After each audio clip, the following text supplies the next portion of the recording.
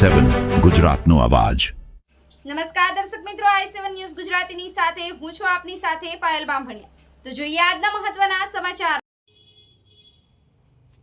ઝાલોદ તાલુકાના ચાકલિયા ટીંબી ગામમાં અચાનક મકાનમાં આગ લાગતા બળીને ખાખ થયું। મળતી માહિતી મુજબ તારીખ 16 નવેમ્બર 2025 રવિવારના રોજ અંદાજે 3:00 વાગ્યાની આજુબાજુમાં દાહોદ જિલ્લાના ઝાલોદ તાલુકામાં આવેલ ટીંબી ગામ અને ગુંદી ફળિયામાં વસૈયા સડિયાભાઈ ધીરાભાઈના ઘરે અચાનક આગ લાગતા હાહાકાર મચી ગયો હતો। આગ કોણે લગાવી અને કેવી રીતે લાગી તે તપાસનો વિષય છે।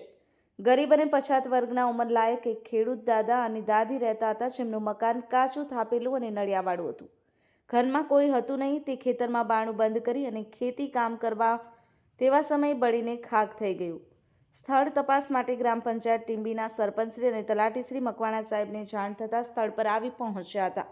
સ્થળ તપાસ કરી પંચનામું કર્યું હતું। આમ જનતા આશા અપેક્ષા રાખે છે કે ગ્રામ પંચાયત તેની નોંધ લઈ તલાટી અને સરપંચ દ્વારા તાત્કાલિક ધોરણે આવાસની વ્યવસ્થા કરવામાં આવે અને તેમને સરકારના માધ્યમથી વળતર અપાવે તેવી લોકવાયકા જોવા મળી હતી।